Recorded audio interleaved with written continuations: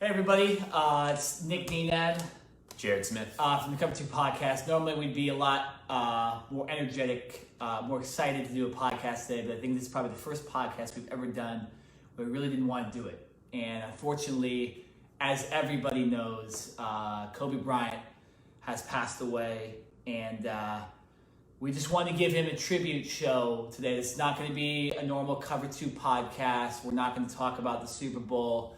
We're not going to talk about any other news in sports. We're just going to give a tribute to Kobe Bryant, his life, what he meant to us as Laker fans. Personally, Kobe Bryant was my favorite player. No doubt, man. Yeah, even though I've come on this podcast and done all the Clippers shtick and stuff like that, no, Kobe Bryant meant more to me than most other athletes, really, that I've followed here in the LA area. I still don't believe it. Like, I'm still waiting for Kobe to, appear and on Twitter say something or show up. It just doesn't. There's certain people that you look up to and you admire, and they seem invincible. Whether it's a family member, your dad or your mom, or a mentor, or whoever the case may be, someone that you look up to, and you just think this person's gonna live forever. And then all of a sudden, just like that, they're taken away from you. And I got a text from my best friend, my roommate yesterday, who sent, and it said, Kobe's dead. And I'm like, stop messing around, man. Like, that's not cool, Like, don't mess with me like that. Yeah, he knows how big of a Lakers fan I am, Yeah. And he's like, no. He's like, Google it. And so I Google it, and it had to have been 10:30. It was very early on. So the news coverage had not really gotten a hold of a lot of this information yet, and it was still very fresh. And I just remember Googling it, and TMZ and I believe one or two other networks had tweeted out that Kobe had died in a helicopter crash. And my heart dropped. And a lot of people will say, well, you never met Kobe, or how can it hurt so much, or how can you have these type of feelings towards someone that you never met or anything? And it's like, well, there's some people in the world that you don't ever have to meet to relate to, or fall in love with, or whatever the case may be. Kobe Bryant was so inviting, and he was just such a great person, not only through the sport of basketball, but off the court as well. The things that he did throughout the community, being a loving father, husband, brother, teammate, all of the above. He did everything at 1,000% and would not settle for anything less. And I think that's what so many people admired about him. And that was one of the reasons why I gravitated towards him, not just because I was a Laker fan, I was also a Kobe Bryant fan. And I think there's many people out there who feel the same way, that aren't necessarily Lakers fans, but they are Kobe Bryant fans. And yesterday and today, there's a lot of people out there that are hurting. Yeah, no, for sure. I'm one of those Kobe Bryant fans. And it wasn't just his basketball, his basketball skills. Obviously, fourth all time in scoring now since LeBron passed him, which is another really weird, eerie moment here. That in Philadelphia, LeBron James, the night before, breaks Kobe's record, and they were supposedly talking the night before and all that stuff. And I always have admired Kobe's grit and determination more than anything he did on the basketball court, because we saw, I don't remember exactly if it was last year or the year before that, he won the Oscar for his movie. Right. Like, who does that? Right. Like, who does that kind of stuff? His body armor, not energy drink, his sports drink has become very, very popular now, and has kind of become a sort of Gatorade to a lot of people. It's become a household name. Yeah, I think he just did a partnership earlier this month, with the MLS to become the official sports drink of the MLS. We all know that Kobe was a big fan of soccer too, so that makes total sense. And just like the whole Mamba mentality thing is always something I've looked toward when I get lazy in life or stuff isn't going right. It's like, hey, just work like Kobe. Do what Kobe would do, and it's going to be add some success in your life. And that's not. I'm not just saying that because he died. I can vividly remember times when I was down or I wasn't working as hard and I was being lazy about something, and I was like, oh man, you know Kobe's over there working his ass off, right? What are you doing? Right? It was Body Armor, by the way. Yeah, no, for sure. Yeah, so exactly. you were right. Yeah. And so I've always just appreciated that more about Kobe than really even his basketball skills. And we can go on his basketball skills for, days and days and days, and how many moments we can remember as Lakers fans. I grew up with Kobe Bryant. I think we both did. A lot of people did. The current NBA players grew up with Kobe Bryant. And it's just it's so strange that someone this powerful and this inspirational gone like that. 41 years old. Yeah. And the thing, like, people of my parents' generation, they're Michael Jordan fans, right? Not necessarily Bulls fans, Michael Jordan's fans, or Magic Johnson fans. And the Kobe Bryant to us is the Michael Jordan, the Magic Johnson, right? That's and you want to talk about the Mamba mentality. I think you're exactly right, and I think that's another reason why so many people gravitated towards him, was because this wasn't just about basketball. It wasn't even just about sports. It was about anything in your life that you were fixated on, right? Whether it was your job or school or whatever the case may be, something that you were working towards, you could have a Mamba mentality towards that and literally do everything you can, right? Become fixated with that. And I think that's what is so impressive, that he took something through the game of sport and turned it into a way of life. Yeah, right. Which not many people do. Or it's kind of mind-boggling when you think about it, right? It is. Like you said, you can turn I don't know, anything. What we're doing right now, this podcast, right? We could have the Mamba mentality about that. Yeah. Right? No, with your sure. job or schooling. Yeah. It's just so I was talking with my roommate yesterday about it, and it's just that's literally what we talked about the majority of the time was Mamba mentality, right? And that phrase and that slogan, and that will always stick with me. And I think that is something that will never ever go away. That's one of the many things that people will always remember Kobe Bryant by, is how he was so aggressive with his mentality as far as on the court, but also how great of a person he was off the court, right? And I do just want to mention one thing really quickly. I wanted to get this off my chest. And I saw this on Twitter yesterday. And I'm not going to say the name because this person doesn't deserve to have their name said. But Twitter is obviously a roller coaster of a social media outlet. And obviously the outpouring of emotions and people that were, sending their condolences, or that want to shame Kobe Bryant or bring up the past. And someone had said, well, at the end of the day, he's still a rapist. And it was moments like that where I literally wish that I could have jumped through the computer and beat the you-know-what out of this person. It's yes, Kobe has a past. Kobe was not perfect. No one is ever perfect, right? But hours after this man passes away, and this one person has the audacity to come out and say something like that is to me just, I didn't want to kind of go to like negative town, and I don't want to harp on this too much. I feel that some people in this world, man, it's like it seriously has like my blood boiling right now, because like I said, I'm such a big Lakers fan. I'm such a big Kobe Bryant fan, and for someone to instantly like that, just as quickly as Kobe Bryant was gone, someone instantly goes on Twitter and sits behind a computer or a phone or whatever the case may be and says something like that. And I think it's insensitive. Yeah. I think it's BS. I hope that person gets like banned from Twitter. I know that that's not something ban worthy in reality, because they didn't cuss, they didn't say anything wrong. But I don't know, for people out there that think like that or have that opinion, hold that to yourself, because there are way too many people out there grieving, not just in LA, not just in California, but around the world. Kobe Bryant was had a global impact, and I just think that it just baffles me that some people.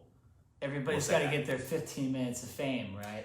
To go off that point, I don't want to extend on this too far, but you go through, I do get a lot of my news from Twitter, and unfortunately, I found out about most of this stuff yesterday via Twitter. The news can sometimes, locally and nationally, can be a little confusing sometimes, and they don't give the perfect perspective on what's going on. A lot of times you can kind of find details through Twitter at a more rapid pace. But with doing that, you see the tributes, you see the videos, you see the video of him and his daughter talking at courtside and remembering that that's the last time we're going to see either of those two people on earth. And you're right, you did see the people that they called him a rapist or said other things about him that were derogatory, and you just wonder why those kind of people have to go out and say that at this time. Why do you got to ruin it? Mm-hmm. Right? And because it's not bad enough. That's the one problem about social media a lot, is that you do give a voice to a lot of idiots. And if you're at, like, for example, a funeral, right? No one's ever going to do that, right? No one's ever going to just, there's that one guy in the back that came to talk crap on everybody. No, it doesn't happen. But for some reason, behind the screen, people feel like they can do that kind of stuff. So it is disappointing. I do agree with you that those kind of people really need to look at themselves in the mirror and understand that just because Kobe was a celebrity doesn't mean he was universally beloved. And I think you can look at it at literally the fact that almost time had stopped when we all figured this out. CNN, MSNBC. It didn't matter what station it was. The NHL Network, the MLB Network, right, the NBA Network, the Grammys, professional wrestling. Everybody was mentioning Kobe. They were talking about Kobe. You could visibly see it in people's faces, whether you were a basketball fan, a Laker fan, LA person, all that stuff. Another thing about Kobe that it means a little more to, I think, both of us, is that Kobe Bryant, he played for the Los Angeles Lakers, but he really was a member of the Orange County community, more so than he was the Los Angeles community. And I don't mean that by any disrespect. I just mean that he lived in Newport Beach. Right. Often, if you went somewhere that was a little more fancy, hey, you might run into Kobe. Well, it didn't have to be fancy. No, I know. Irvine Spectrum, for example, right down the street. There was so many places that you could have just ran into Kobe and his daughters and ran into Kobe and Vanessa, and he was always super kind and nice to everybody. There was a video that came out about a month ago, maybe a little more month ago, that there was an accident in Newport Beach somewhere, a pretty bad looking accident, and Kobe got out of his car and actually helped everybody. He doesn't have to do that. It's Kobe Bryant. Right. He's one of the top 20 most famous people on earth right now. He didn't need to do that, but he did that. And it showed the kindness in that man's heart to be able to do that kind of stuff. And it showed, what kind of father he was. We were talking about this. A lot of people have obviously been wondering why Kobe flies helicopters and all that stuff. We're not going to get into the crash, by the way, and all the details and all that stuff. It's not necessary. But a lot of people were wondering why he flew helicopters so often, and it was, you might think, oh, he's rich, he's a bougie, right? He's going to fly the helicopters up into Los Angeles, right? No, it's because he wanted to hang out with his daughters. He wanted to show his daughters the proper father time that an NBA player a lot of times doesn't get to show. Right. And the LA traffic here, which we totally understand, is brutal. And it does make you miss things. And it does make you late to things. But he didn't want to be that guy or that father that was always missing things because he was, Yeah, listen, on the anyone court, that right? has that type of money or that type of status and the opportunity to do what Kobe Bryant did in buying a helicopter or renting or whatever he did, and using that as access to get to and from Staples Center, be able to come back to Orange County, take his kids to school, pick them up from school, and be with them when he was home. I'm pretty sure anyone that is a parent, I'm not a parent, but if I did have kids and I had that access, you damn right that I would do that. Right? That's a no-brainer. Only in LA, really. Maybe New York City too. But yeah, if you don't live in Los Angeles and you're listening to this right now, I don't think you truly understand how bad the traffic is and how understandable it is that Kobe would take an airplane a helicopter up to Calabasas, Thousand Oaks area, all that stuff. So, it's we can keep talking about Kobe the person, all that stuff, but I do want to get to some of our favorite moments from Kobe Bryant as Lakers fans. There's so many. Often when you watch Sportsnet LA, the channel that the Lakers play on, they do these top 10 lists. Kobe was so damn good they had top 10 Kobe moments. Yeah, top 10 just Kobe. You're wondering, like, the honorable mentions are better than 90% of NBA players ever. Right. Like, it's crazy how much this guy's done. Do you have anything else to say just about like Kobe the person or anything like that, or do you want to move on? No, I think one of the greatest things since people have been, coming together and sharing their stories, whether it's, people that played with Kobe like Shaq or, I don't know, Brian Shaw, who was one of the first people to, come out as an anchor and speak. He was on the NBA TV network, and I believe, within 30 minutes of the story breaking, he was on television crying as he was, trying to process this news and everything. So whether you played with him, whether you knew him, met him, everyone, and this is the thing that I find most interesting, is that people said, yes, we know about his accolades as a basketball player. We know how great he was. He's going to be a first ballot Hall of Famer, all that stuff, 5-time NBA champion, all that. But people always gravitated to, he was such a loving father. And after his playing career ended, he took on the role of being a father like he did when he was an athlete. He took that Mamba mentality and now put that into his family. And obviously, he had his businesses and he won an Oscar and all that stuff. But the fact that he was there for all of his daughters, it just... He had a daughter that was born in June, right? So he has an infant right now. And it's well, we haven't even mentioned the fact, obviously, that his daughter Gianna died on this helicopter ride as well, which just makes it so much worse. Right. Not that Kobe passing away was bad, but I mean, Gianna was starting to get into the kind of the basketball world too. Like, we were getting to know her as this potential star basketball player, the next Kobe Bryant, right? There's people I was watching the news today. And her nickname was the Mambacita, right? It was it's a cool little nickname I'd never heard before for her, but it makes sense when you think about it now. It's such a brutal, and he his daughters are going to live on his memory and all that stuff, better than a lot of people. Like it just his daughters know what the hell's going on. You know what I'm saying? It's just. It is just sad because it's almost like he had, his Gianna was 13, unfortunately, when she passed. I'm bad with the names of the girls, so I'm not going to try to, but he has a 17-year-old daughter as well. And then he was it was his start, like, he had a 2 or 3 year old and then a 6-month-old. Right. So it was kind of like he was starting a new crop of girls too in his own family. And people had said, like, it's so unfortunate he had a son or didn't have a son. It's like, it just doesn't matter. Like it's this. He went, and so just so you guys know, none of this is scripted today. Absolutely not. No, we're just completely talking through our hearts. So and we through our swear or memories. something like that too. It's not gonna. This is us wanting to pay tribute to Kobe Bryant because, like Nick mentioned at the beginning of the show, we both grew up watching him. I was born in the 90s, in 1990, and I became a Laker fan, but I at this very same time became a Kobe Bryant fan from day one. Yeah. And so this is just us wanting to come on and talk to you guys. And like I mentioned, if you guys have share your memories with us, share your stories of your favorite Kobe Bryant memory, or how you're feeling right now.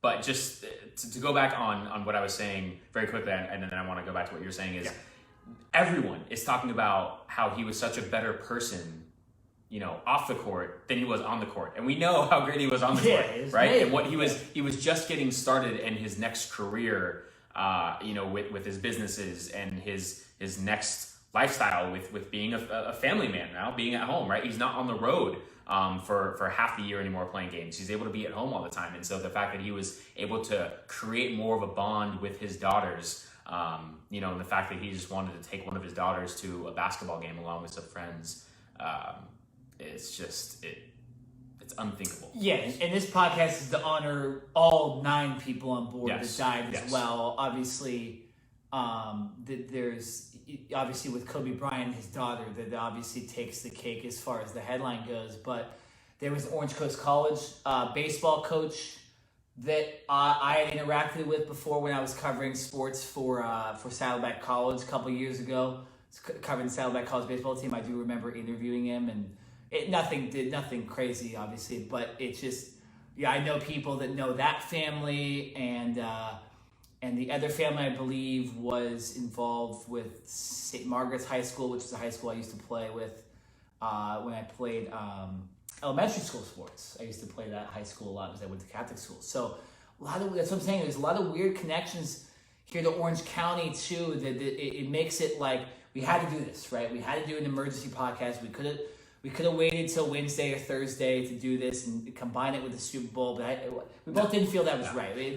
I do want to say really quick, yes. And Mike Reed, shout out to Mike Reed, because I wanted to talk about this. And like I said, there's so many stories and there's so many things that come up right now, and it's just, so like I said, sorry for babbling, but Kobe was on a late night talk show, and he was asked, by the host, hey, don't you want a boy? And you were speaking on this, right? And Kobe's like, no, I love my daughters, and he's like, our daughter Gianna, she's like, no, she's like, don't worry, I got this. Like, I'm going to carry on your legacy as a woman playing basketball, right? So awesome. It's just the fact that she has that, like, Mamba blood in her. Yeah. She has that tenacity to say, no, we don't need a boy here. Like, I can do this. I'm going to take on the WNBA. And what's really interesting is Kobe just a few days ago was reported as saying he thinks that there are women in the WNBA that as of today, right now, could play in the NBA, right? With the men. Right, and I think that shows what he thinks of the WNBA, and I know that we were talking about this off air as well. But what the WNBA, what women's basketball, could have been if Kobe Bryant could have been around to kind of help lift it up with Gianna and with the rest of his daughters, and not to say that it can't go to high places and it cannot be as big as the NBA one day. But Kobe Bryant was very much involved with the WNBA, with the other women's youth leagues, and trying to bring it to a light. The women's basketball, they just signed a new collective bargaining agreement where they're going to be getting paid, I don't want to say what they deserve, but a lot better than they have been before, right? And so things were starting to look up for the WNBA and for women's basketball as a whole, and Kobe Bryant, I feel like, was a big part of that. And not just because of his daughters, but because he has a love and a passion for the game of basketball, regardless of if it's men or women playing. He just wants to help, guide people who have a passion for the game. No, and I think it's just sad that he won't be able to be around to help facilitate women's basketball like we knew he was going to do. It's definitely disappointing. And we're live right now on Facebook. I do need to really quickly, we have a camera right behind the camera you're watching right now that I need to restart really quickly. So give me 20 seconds and we will get right back into this. And I'm going to give my thoughts on this whole WNBA scenario with Kobe Bryant. So just to share, like, one of my favorite memories of Kobe was actually, it was in the playoffs. They were playing the Phoenix Suns, and it was actually in a series, in a matchup where they lost the Phoenix Suns. They were up 3-1, and they eventually lost. They gave up 3 consecutive games. But one of my favorite memories was, it was in overtime, I believe, and it was a jump ball, and Kobe Bryant got the ball, dribbled down, cross court, and then did like one of his patent fadeaway shots, nailed it. The crowd goes wild. He runs over to the stands and like, He does this. He does one of this, like, fist pumps his chest, but he, like, moves his jersey out of the way, almost rips his jersey. You remember that? Like, just for some reason, it was the passion and the energy that he exerted. And you just, when Kobe got the ball, first of all, you knew he wasn't giving it up, right? There was no one else that was going to take that last second shot. I wanted Kobe with the ball, too. But everybody knew the shot was going in, right? Kobe had this mindset that from day one, right? If you can remember him as a rookie and his second year in the league, he had 2 air balls, 2 potential game-winning shots that he airballed against the Utah Jazz. And people at that time were saying, who is this kid? Yeah. Like, this guy has some balls coming in as a rookie and a second-year player and taking these types of shots, right, when you have all these other great players on the team. So Kobe from day one had that mentality of, I want the ball in my hands. Regardless of if I make it or miss it, I'm okay with that. I'm going to take the last shot. And I just think it goes back to the Mamba mentality. It goes back just to his work ethic, and he wanted the ball in his hands, right? And you have to respect that, because there's a lot of guys at the end of the game, doesn't matter the sport, that don't want that pressure on them. And Kobe said, no, don't worry. I I got this regardless. And you knew more than not that he was going to make that shot. Nobody, like, I'm trying to think of anybody, period, in history, besides Michael Jordan, of course, that made so many, like, clutch winning shots, too. I can remember just the random Christmas Day one against the Heat over the Oh, the Baker. Yeah, the Baker. Yeah. The one against the Suns is probably my favorite, where he just does the straight fist, yeah. right? Just like, he knew it, and it just showed everybody, the Suns, they're beneath us, right? all that stuff, like they always were. But, it's just, Kobe had so many moments. The dunk against the Knicks, 61 points. Right, 61 points. Yeah, still a record for the most points for an opponent at Madison Square Garden. Crazy. 61. It's insane. Yeah. Obviously, he had the 81-point game at home against the Toronto Raptors.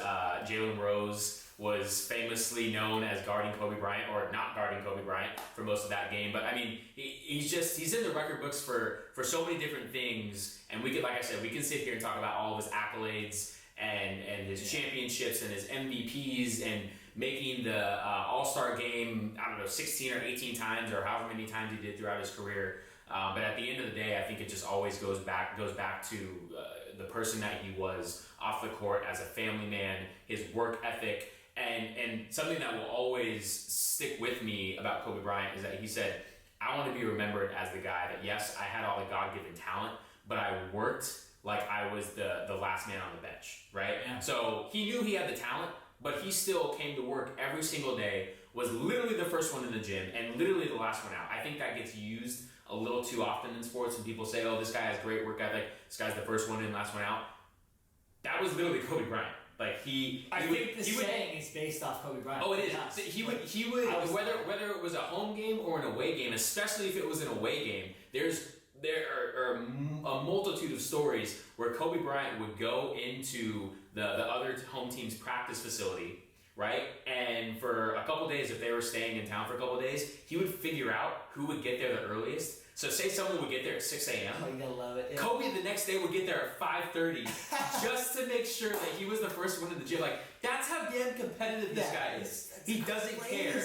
He wants to just be able to show up, look at your face and say, yeah, no, you're not going to outwork me today. Here I am. Yeah, it's crazy, man. So the work ethic behind him, like I mentioned earlier at the beginning of the podcast, if you're just joining live here on Facebook, I was just saying that for me, I've always found the work ethic part of Kobe Bryant more admirable than the basketball skills. And I'm a Kobe Bryant fan. He's my favorite player to ever play. And even though I come on here and I do the Clippers shtick and I have to kind of talk crap to you and talk crap to a lot of my friends and vouch for the Clippers as the better team in LA, realistically, Kobe Bryant is my favorite part of the NBA. So when I played 2K, right? All the shooting motions of my player was Kobe. Free throw. It's really easy with free throw, right? Get the rhythm, make it, it's real hard sometimes with the little green light you have to do, but I always get super insider stuff. But people know about it, yeah. So I used to emulate Kobe in my backyard, playing with my brother and my dad. Dude, we all back in the day. I still do. It doesn't matter if you're actually playing basketball with your buddies, you're playing pickup, or if you're literally in your kitchen and you're throwing a piece of trash away. What do? Right? You count down 5, 4, 3, 2, 1. You do a fadeaway and you say Kobe. Yeah. Like it's just you do it all the time. Maybe for the last couple years I might have said Steph or LeBron, but for most of the time I was on most days I would kick Nick off this podcast right now. Today, we're not going to do that. There's got to be some humor on this podcast. A little bit. We have to. I want to get back to the WNBA part of this though too, because like you were mentioning, Kobe, probably the top representative for the WNBA that's not actually directly involved with WNBA, and with the emergence of his daughter potentially becoming an NBA or a WNBA star, and with these quotes we've said that he said on Jimmy Kimmel and what she's said to people in public and stuff like that, it just is disappointing because, we'll be honest, everybody makes jokes about the WNBA a lot, and especially with how competitive and how crazy the NBA has become lately, especially how star-driven it is.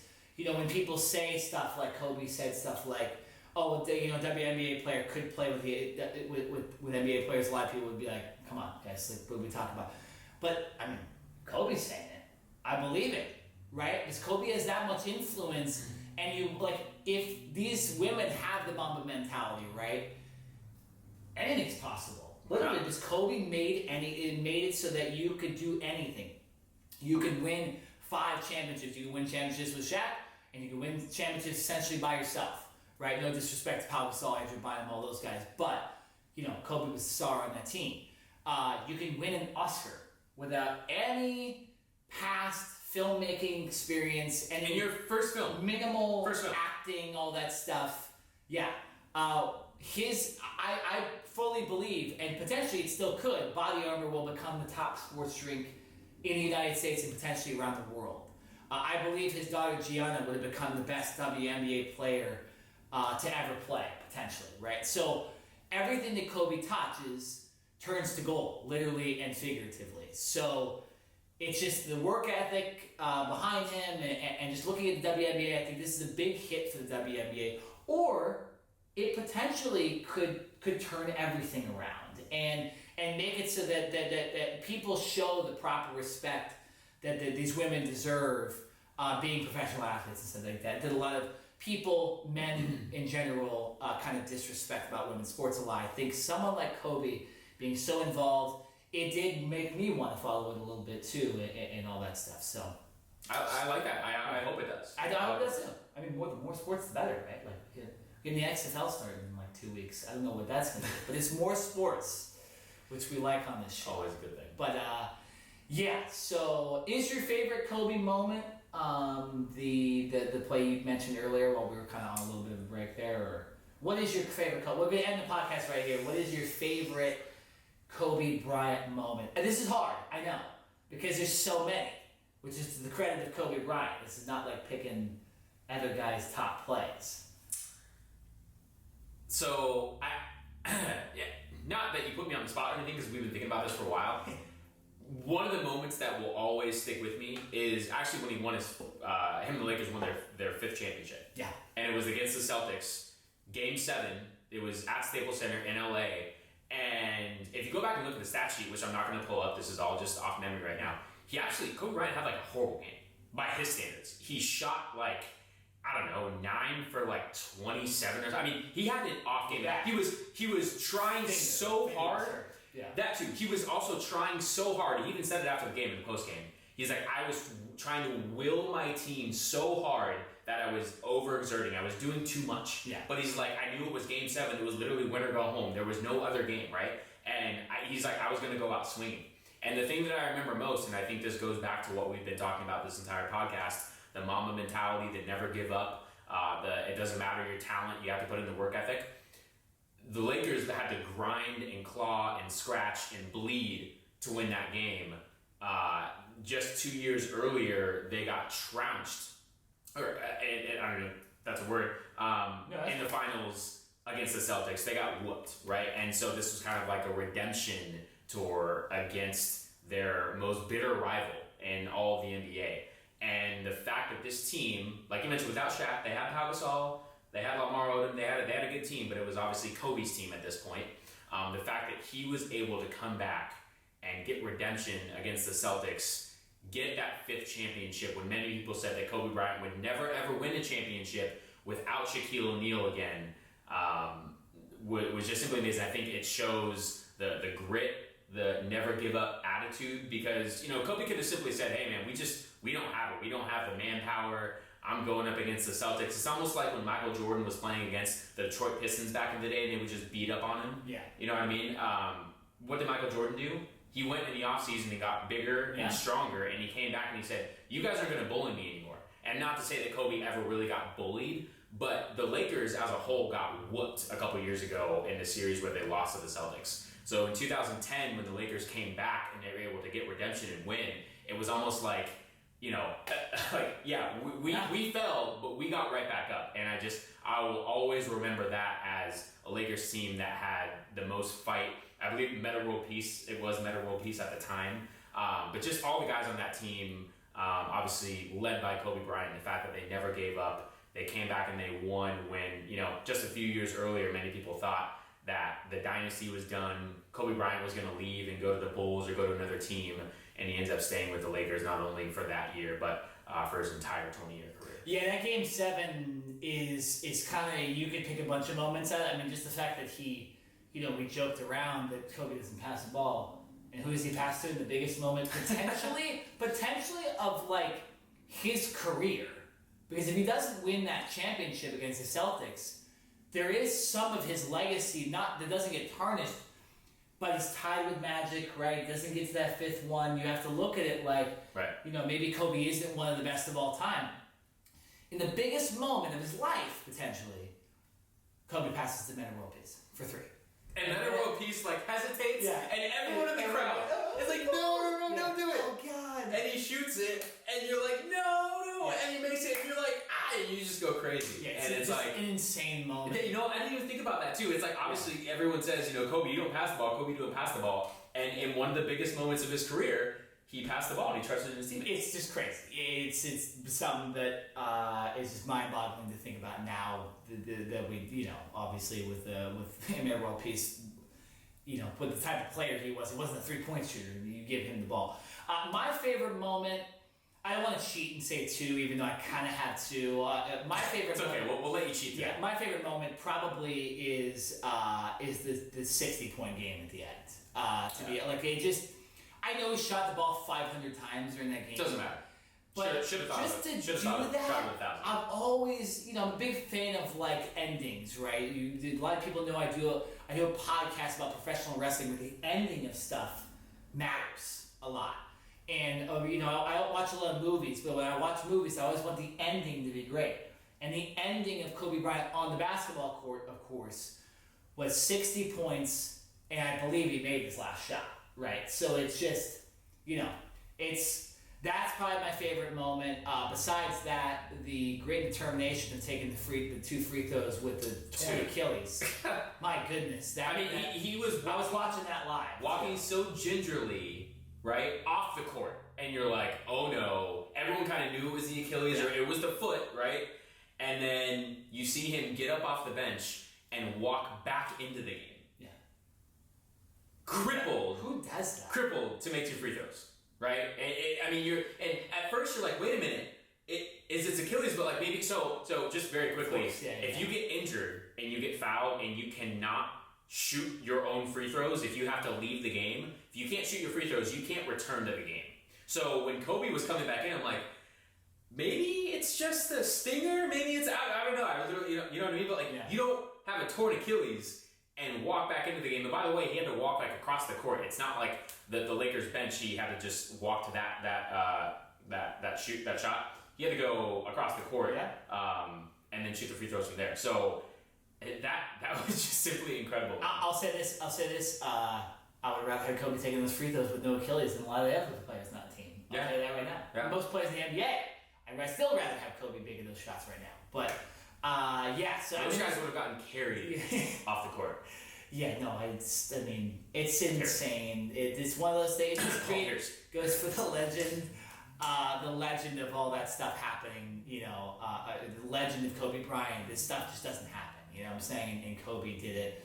I can still even remember him dunking on Chris Paul during one of the Clipper-Laker games when he was, not an old man, but he wasn't, he's no spring chicken. Exactly. Yeah. So it's just, it's crazy. And I do want to kind of end this podcast on a positive moment too, because it's supposed to be a tribute to Kobe Bryant. And there's way, way, way more happy moments for Kobe than sad moments. And unfortunately, the end of Kobe Bryant's legacy on Earth, as a person, still on this earth, is very tragic, and it ended yesterday, or 2 days ago if you're seeing this on Thursday, or Tuesday, off for the days. But we do want to, we want to recognize that this guy means a lot to a lot of people. He means a lot to us. He means a lot to LA, Orange County, the U.S., China, Italy, the soccer community. You saw Neymar, Cristiano Ronaldo do stuff for him yesterday. This man meant a lot to a lot of people, and he deserves he deserves the tributes that he's getting. And I hope this continues and continues and continues throughout the rest of the NBA season. And to be honest, like I mentioned, I am the kind of Clipper guy in this podcast. I do hope the Los Angeles Lakers win the championship this year in honor of Kobe Bryant. I don't want to cheer against the Lakers anymore for this particular season because it's it just means too much. Kobe Bryant was my favorite player, and it just sucks that he had to go out that way. Right. Terrible. 41, man. Yeah. 41 years old. Right. 41, the amount of home games you get, right, in the NBA. That's true. There were some interesting. I mean, Trae Young, who plays for the Atlanta Hawks, who was Gianna, Kobe Bryant's daughter, her favorite male athlete in the NBA. Awesome. He shot 24 field goal attempts, and he was 81%. He also wore Kobe's number. He wore Kobe. Yeah, he wore his number 11. Yeah. I think Devin Booker also did something like that. He did. He had like 24 shot attempts, or just something to where it's just you can't make these things up, and it's not, they didn't purposely only shoot 24 shots. It's just how the game went, and they ended up with 24 shots. On 81% field goal shooting. It's just there's certain things that happen, and you just kind of can just only look up to the sky and ask why. So. Tributes from the NBA teams as well. A bunch of teams do the 24-second violation, right. The 8-second backcourt, which is very creative. Madison Square Garden, one of, if not the most famous arenas, not even in just sports history, but around the world. The exterior of the building, they lit it up purple and gold in honor of Kobe Bryant. If you look anywhere in LA right now, it's all over the place. Right. There's the lighting is purple and gold for Kobe. And it's been so much more because he played with the Lakers his whole career. Right. Never left. Had a chance to move, did not. And then also with the Orange County community too. And then once again, we do want to mention rest in peace to all of the others that were on board. I don't know all of the names just because some of the names have just come out recently and I just haven't been setting up the podcast, stuff like that. But of course. Rest in peace to everybody that was on board that flight, not just Kobe Bryant and his daughter. So kind of return to our normal broadcasting a little bit later this week, but we want to give this tribute to Kobe Bryant. You'll see some sort of tribute here right after we go off the air. But for Nick Nina, I'm Jared Smith. This has been the Cover 2 podcast. Rest in peace, Kobe Bryant.